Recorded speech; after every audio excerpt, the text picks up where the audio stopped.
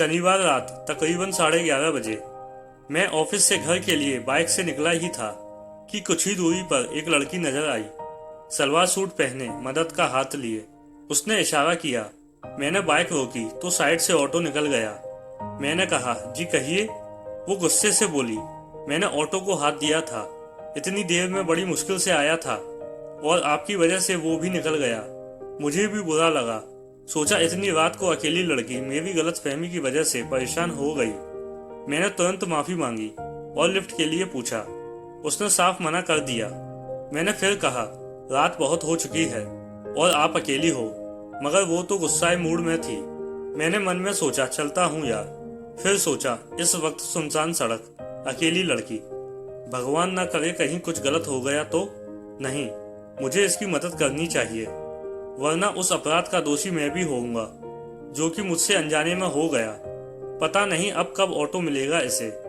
मैंने कहा, ठीक है, जब तक आपको ऑटो नहीं मिलता मैं यहीं कुछ दूर खड़ा रहता हूँ। चूंकि गलती मेरी है तो जिम्मेदारी मेरी बनती है इसकी।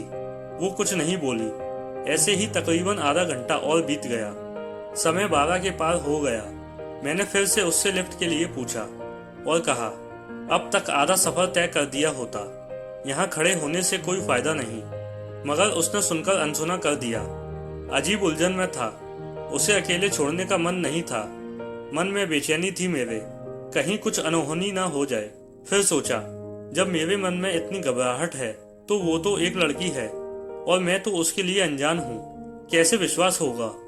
आखिर मैं भी एक लड़का हूँ और वो एक लड़की। मुझसे ज्यादा तो वो मन में डर रही होगी। अचानक मुझे एक उपाय सूझा। मैंने कहा, देखो, मेरे घर में भी तुम्हारे जैसी एक छोटी बहन है और तुम भी वैसी हो। मेरी मानो, यहाँ इतनी रात को अकेले रुकना ठीक नहीं है। प्लीज मेरे साथ बाइक पर चलो, जहाँ तक तुम्हें अच्छा लगे। मेरे इन शब्दों से वो कुछ राहत के मूड में आई और बोली, आप जाइए, मैं कुछ ना कुछ उपाय कर लूंगी। मैंने कहा, मुझे ही यहाँ रुके 1 घंटा होने जा रहा है। ऑटो तो दूर, आदमी भी नजर नहीं आ रहा है। प्लीज चलो। मैंने आपको अपनी बहन बोला, फिर भी आप मुझ पर शक कर रही हो। मगर उसने फिर से मना कर दिया। तभी मैंने अपना पर्स खोला और उससे बोला, देखो, इसमें मेरी फोटो है, पहचान पत्र है, ड्राइविंग लाइसेंस, आधार कार्ड है। इसे अपने पास रख लो। जब अपने घर या किसी सुरक्षित जगह पहुंच जाओ तो लौटा देना। उसने पर्स में से आधार कार्ड निकाला और पढ़ा, दीपक। हाँ, मेरा नाम है। देखो, अब प्लीज मना मत करना। तुम्हारे घर में तुम्हारे मम्मी पापा, भाई बहन इंतजार कर रहे होंगे। वैसे कल तो मेरे मम्मी पापा और बहन भी रहे होंगे, परेशान भी हो रहे होंगे। अब चलो। वह थोड़ा सा मुस्कुराई और बाइक पर बैठ गई। मैंने पूछा, कहाँ है तुम्हारा घर? वो बोली, आप चलते रहो, जहाँ लगेगा बता दूंगी। तकरीबन 1 घंटा लगातार बाइक चलती रही। वो कुछ नहीं बोली, लगभग 40 किलोमीटर। अचानक बोली, बस बस यहीं रोक दो, और तुरंत एक सड़क से कॉलोनी की ओर जाने वाले रास्ते पर दौड़ पड़ी। चंद मिनटों में वो मेरी आंखों से ओझल हो गई। खैर, मन में सुकून था। चलो, वह घर के पास तो पहुंच गई। जैसे तैसे घर पहुंचा तो 3 बज चुके थे।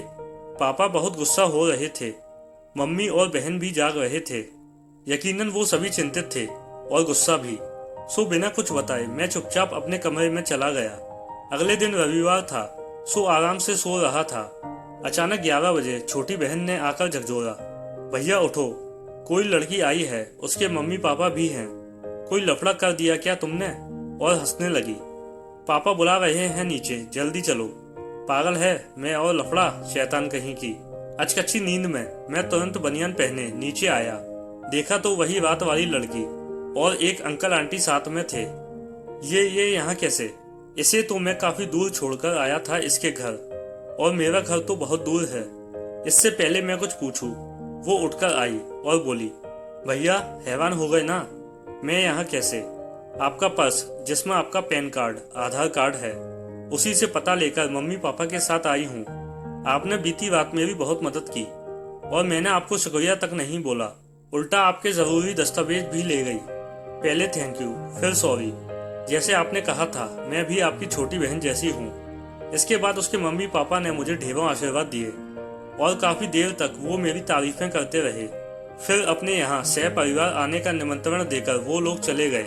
उनके जाते ही पापा ने मुझे सीने से लगा लिया और कहा, मुझे गर्व है तुझ पे दीपक, इसलिए कि तुम में एक अच्छे बेटे वाली बात है, मगर रात को ही बता देता तो अच्छा होता ना। बेकार में तुझे डांटा मैंने कहा, पापा आप भी तो मेरी भलाई के लिए ही चिंतित थे। तभी पापा ने एक बार फिर से मुझे सीने से लगा लिया, मगर इस बार मम्मी और छोटी बहन भी आकर मुझसे लिपट गए थे। दोस्तों, मुझे मेरे पापा ने एक बात समझाई है, अकेली लड़की मौका नहीं जिम्मेदारी होती है।